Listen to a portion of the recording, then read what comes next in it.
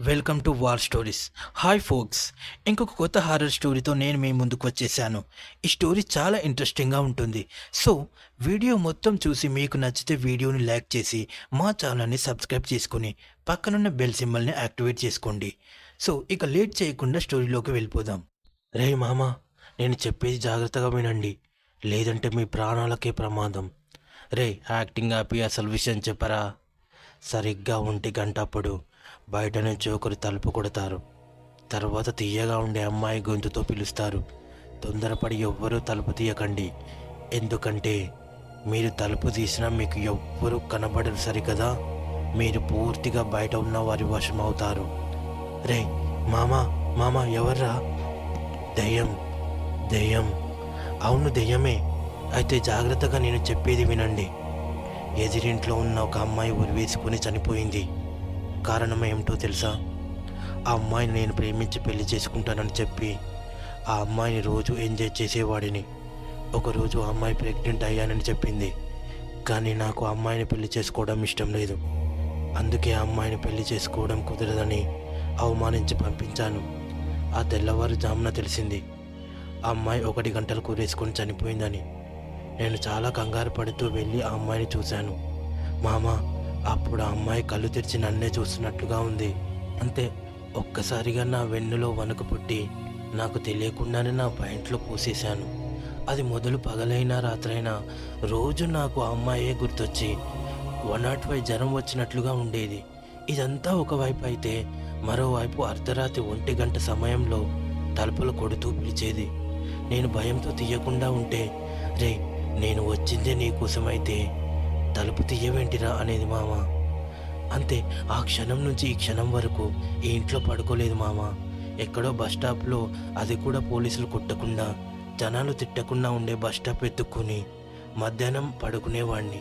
ఎందుకంటే అక్కడ ఎవరో ఒకరు తోడుగా ఉంటారు కనుక. అలా ఎంతకాలం కష్టపడతానని అనుకొని ఆలోచించి మిమ్మల్ని పిలిచాను మామ, నాకు తోడుగా ఉంటారని. అంటే నువ్వు పిలిచింది మా మీద ప్రేమతో కాదన్నమాట. వాడు చూడరా, నువ్వు చెప్పింది విని ఈ రూమ్ అంతా ఎలా తడిపేశాడో. ఏం చెయ్యను మామ, వీడు చెప్పిన దానికి ఒంటరిగా బాత్రూమ్కి వెళ్ళడానికి కూడా భయం వేసింది. అవును మామ, ఇంతకీ అమ్మాయి పేరు చెప్పడం లేదెందుకురా? రే మామ అని గొంతు తగ్గించి నెమ్మదిగా, రాత్రిపూట దెయ్యాల పేరు చెప్పకూడదు. రే మామ అని గొంతు తగ్గించి నెమ్మదిగా, రాత్రిపూట దెయ్యాల పేరు చెప్పకూడదురా. ఎందుకంటే వాటిని మనం పిలిచామేమోనని మనకు ఆకర్షించబడతాయి. రే అంత మెల్లగా చెప్పకురా, భయంగా ఉంది. అయినా దరిద్రపు ఎదవా, ఎందుకురా అమ్మాయిని పెళ్లి చేసుకోనన్నావు? కోరి వస్తే ఏ ఆడదైనా అలసరా వీడికి. రే మీకు తెలిసి ఈ అమ్మాయే ఉందనుకున్నారా రా వీడికి? అది వీడు చెప్పాడు కనుక ఈ అమ్మాయి విషయం మీకు ఇప్పుడు తెలిసింది. కాలేజీలో ఉన్నప్పుడే ఒకరికి తెలియకుండా మరొకరిని మెయింటైన్ చేసేవాడురా వీడు. అందుకే వీడికి తగిన శిక్ష పడింది. పదండిరా వెళ్ళిపోదాం. మనం ఇక్కడే ఉంటే మన ప్రాణాలకు ముప్పు తెచ్చేలా ఉంది ఆ దెయ్యం. రే వాడు తప్పు చేశాడురా, కానీ ఆ అమ్మాయిని చంపలేదు. ఆ అమ్మాయి వెనక ముందు ఆలోచించకుండా, కనీసం వారి తల్లిదండ్రుల గురించి కూడా ఆలోచించకుండా చనిపోయింది. రే మామ, ఈ విషయంలోనే కాదురా, అమ్మాయిలు అమ్మానాన్నలు తిట్టారని, టీచర్ కొట్టారని, ఇలాంటి చిన్న చిన్న విషయాలకు కూడా సూసైడ్ చేసుకుంటున్నారురా. చుట్టూ జనాలు ఉన్నారు, చట్టాలు కూడా ఉన్నాయి. ఆమె కొంచెం ఫైట్ చేసి ఉంటే ఖచ్చితంగా ఆమెకు న్యాయం జరిగేది. ఈ నీచుడికి శిక్ష కూడా పడేది. సరేరా, ఇప్పుడేం చేద్దాం? వాడు నా ఫ్రెండురా, మన మీద నమ్మకంతోనే కదా వాడికి మనం తోడుగా ఉంటామని రమ్మన్నాడు. కనుక వాడిని నేను రక్షణగా తోడుగా ఇక్కడే ఉంటాను. మీకు ఇష్టం ఉంటే మీరు ఉండండి, లేకపోతే వెళ్ళిపోండి. సరే, ఫ్రెండు గిండు అంటున్నావు కనుక ఇక్కడే ఉంటాం మేము కూడా. కానీ మాకు కాళ్ళు చేతులు ఎలా వణుకుతున్నాయో చూడండి. రే మీరు ఉంటానంటుంది మందు కోసమే కదా. సరే, ముందు ఆ బాటిల్ ఓపెన్ చేసి తల ఒక 90 పోయి. రే నాకు కొంచెం స్ట్రాంగ్గా కలుపు. మా ఇద్దరి దాంట్లో బీరు కూడా మిక్స్ చేయి. సరే త్రాగండి రా అందరూ. ఒకసారి చీర్స్ కూడా చెప్పండి. హాయ్ నా పేరు నందు. హాయ్ నా పేరు దేవా. హాయ్ నా పేరు ఆనంద్. హాయ్ నా పేరు చందు. ఈ చందుగాడే ఆ ఎదురింటి అమ్మాయి చావు కారణమైంది. రే దేవా, అది వీడియోరా. అవునురా, రేపు మనం ఉంటామో లేదో తెలియదు. అందుకే ఈ విషయం ఆ అమ్మాయి తల్లిదండ్రులకు తెలియాలి. ఒకవేళ మనం బ్రతికి ఉంటే రేపు నువ్వు ఆ అమ్మాయి వాళ్ళ తల్లిదండ్రుల కాళ్ళు పట్టుకొని జరిగింది చెప్పి క్షమాపణలు అడగాలి.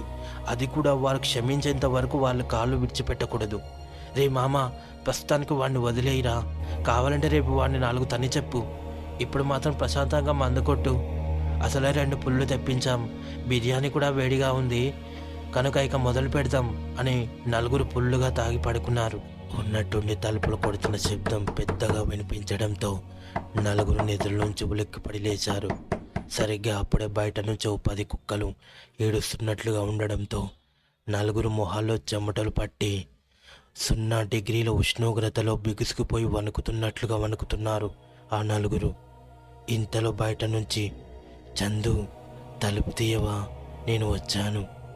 రేయ్ చందు, వెళ్ళరా, పిలుస్తుంది, వెళ్ళి తప్పైపోయిందని చెప్పు అని ఆనంద్ అనడంతో, దాంతో చందు కోపంతో వాడిని ఎగిరి కాలితో తన్నడంతో గట్టిగా అమ్మా అని అరిచాడు ఆనంద్. రేయ్ తలుపు తీయరా అని బయట నుంచి పిలవడంతో మళ్ళీ 4 ఒకరిపై ఒకరు పడి గట్టిగా వాటేసుకొని ఉన్నారు. రేయ్ అలా ఎంతసేపు కొడుతుందిరా? ఏమోరా, వెళ్ళి ఒకసారి అడిగి రాకూడదా? ఇంతలో వారి మీద బల్లి పడడంతో అందరూ ఒక్కసారిగా గట్టిగా అరుస్తూ వెళ్ళి మరో మూలలో ఒకరి మీద ఒకరు పడ్డారు. ఈ లోకంలో మానవతీత శక్తులకు సంబంధించిన సంఘటనలను ప్రతినిత్యం జరుగుతూనే ఉంటాయి. వాటిని గ్రహించే శక్తి కానీ అనుభవం కానీ మన మానవుల దగ్గర లేదు. ఏదైనా మన వరకు వచ్చేంత వరకు మనకు తెలియదు అనడానికి నా అనుభవం ఒక ఉదాహరణ. ఫోక్స్, చూశారు కదా ఈరోజు ఈ స్టోరీతో నేను మీ ముందుకు వచ్చాను. మరో స్టోరీతో మళ్ళీ కలుద్దాం. అంతవరకు this war stories signing off.